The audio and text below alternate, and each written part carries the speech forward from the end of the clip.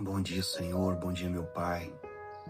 Me coloco na Tua presença e coloco todas as pessoas que estão aqui comigo assistindo hoje essa pequena live, esse discipulado, junto comigo na Tua presença. Pai, peço que o Senhor interceda sobre esses lares, meu Senhor.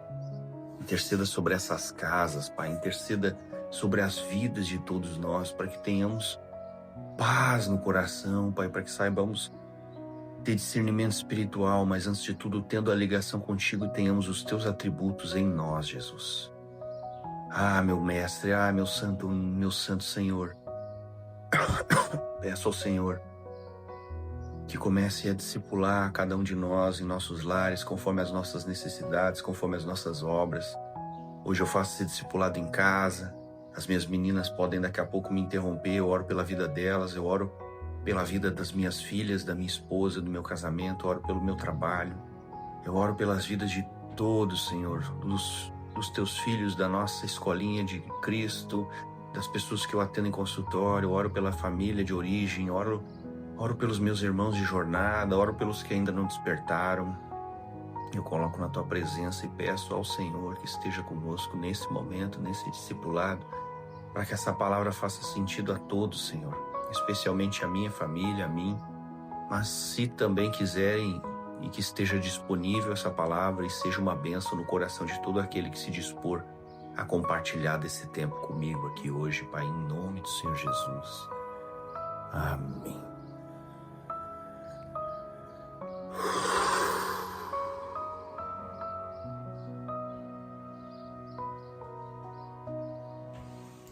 Vamos lá. Bom dia. A palavra hoje ainda vai ser em cima de Mateus 14. Vamos lá. Ontem a gente falou em João. Depois fizemos sobre o versículo 6 e sobre o versículo 7.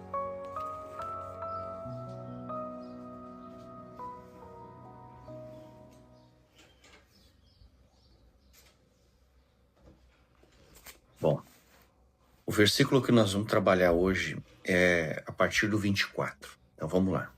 Em Mateus 14, 24 fala o seguinte: o barco estava no meio do mar, açoitado pelas ondas, porque o vento era contrário. Mas, à quarta vigília da noite, Jesus dirigiu-se até eles, caminhando por cima do mar. Os discípulos, vendo-o caminhar sobre o mar, assustaram-se, dizendo: é um fantasma, e gritaram com medo. Jesus, porém, logo lhe disse: tende bom ânimo, sou eu, não temais. Respondeu-lhe então Pedro: Senhor, se és tu, manda-me ir contigo por cima das águas. Fecha os teus olhos, deixa essas palavras se assentarem dentro de ti, né? Deixa essas palavras se assentarem dentro do espírito que tu és. Essas palavras sempre foram sobre levar algo ao espírito. Permita que isso penetre profundamente, igual água penetra na terra. Nós viemos do pó, e aquilo que recebe o sopro da vida anima o pó. Então permita que essa água da vida agora, isso. E à medida que isso vai alcançando a essência do seu ser, vai começando a clarear a sua mente e fazer sentido do que faremos, do que podemos fazer a partir dessa palavra libertadora de salvação maravilhosa. Olha só, respira fundo e começa agora a deixar emergir o teu espírito, a tua essência do meio dessa multidão de pensamentos, dessa multidão de sentimentos, dessa multidão de coisas que o atormenta como uma tempestade profunda e que representa aquele que em meio à tempestade encontra o Cristo e diz: Senhor, se és tu, em meio a todas essas vozes que açoitam a minha vida, me dá um sinal, me dá uma confirmação, me dá um estado de paz para que eu possa, ouvindo a tua voz, guiar-me para fora daqui. E é isso que nós faremos hoje. Nós vamos nos guiar para fora da tempestade com a ajuda de Jesus. Fecha os teus olhos, te mantenha assim, para que de olhos fixos em Cristo as tempestades possam se acalmar. Amados, isso é evangelho prático. Vamos lá, evangelho prático, amado. Observa toda essa massa de pensamentos que circula em torno de você e não dê atenção a isso. Perceba todos os açoites emocionais que estão perturbando a estabilidade dos teus passos dentro, né, como se literalmente estivesse em um barco. Quem consegue andar, quem consegue ficar de pé dentro de um barco balançando? Ninguém, amado. Você fica sentado no chão ou deitado e assim é com a vida. Se você estiver sendo açoitado emocionalmente, você não fica de pé, você não suporta a vida em pé. E sem estar de pé, você não anda, você não flui, até que então Cristo aparece para você. Nesse momento não é metáfora, é um fato. Ore, peça para o Senhor. Senhor, seja o meu farol. Qual é a função do farol na beira da praia? Iluminar a direção de um barco perdido, não é? Ou seja, você precisa no mar de um farol, porque ter luz, um farol no barco é insuficiente. Você precisa ter um farol em terra para iluminar a direção e o eixo para onde você vai. Então Jesus é o farol no meio da tempestade. E aí, olha só que curioso, até o farol pode ser assustador quando você está tomado pelo que está atormentando você. Até o farol pode ser confundido com coisas negativas, até aquilo que vem ajudar você pode ser confundido com fantasma, com assombração, com temor. Então peça agora, Senhor, dá-me discernimento para que eu veja em torno da multidão o que vem de ti e o que é só confusão de mim. Peça, amado, peça, porque você tem que pedir para te ser dado, você tem que pedir, você tem que dizer, Senhor, eis-me aqui, eu quero saber, no meio dessa tempestade, o que é tu. É isso, faça isso. Agora olhando fixo para Ele, dentro da tempestade, dentro do que quer que você esteja vivendo, que só você sabe o que é. Dá um passo em direção a Ele, um passo espiritual. E dá um outro passo.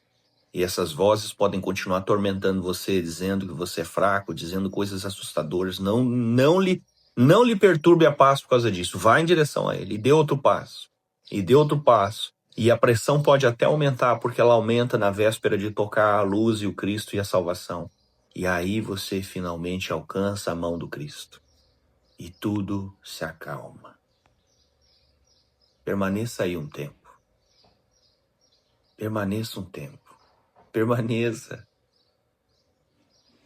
A heresia, ela só existe para aquilo que te afasta de Deus, amado. Toda a interpretação bíblica que levar você mais perto de Deus, como que você vai chamar de heresia? Isso é estratégia do Espírito Santo para levar você a um estado de consciência mais perto de Deus. Então, por favor, tenha cuidado com como você usa as coisas, porque você usa contra si próprio. E é isso que Pedro fez para afundar no mar. Ele tocou Jesus, sentiu a paz e disse, isso é heresia, e pum, afundou. É exatamente esses mecanismos diários que o afastam da paz de Cristo.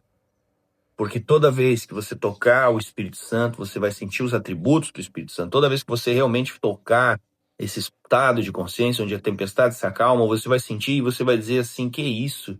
Que estado é esse? Isso é do demônio.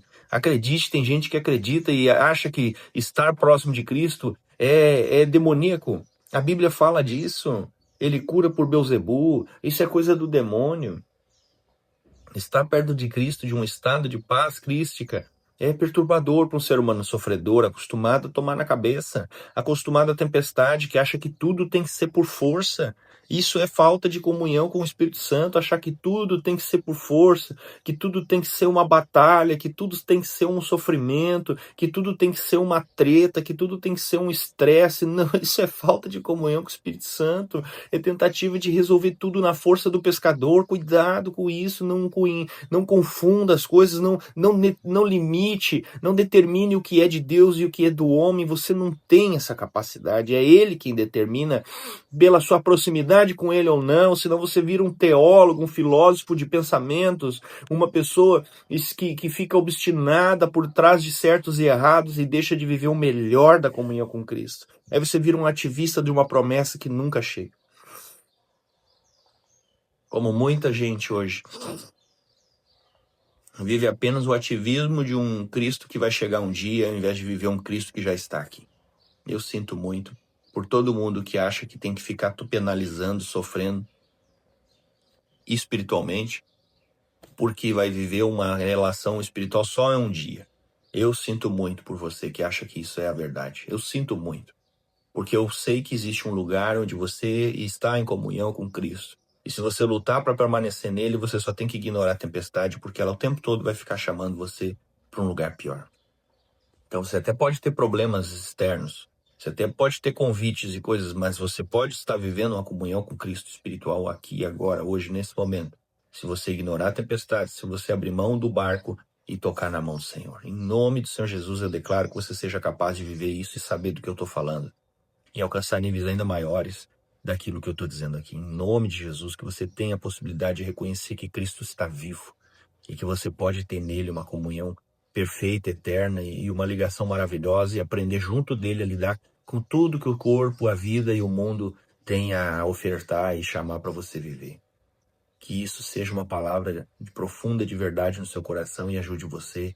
Em nome de Jesus. Amém, meu irmão. Um ótimo dia para você e muito obrigado por você me acompanhar nessa oração.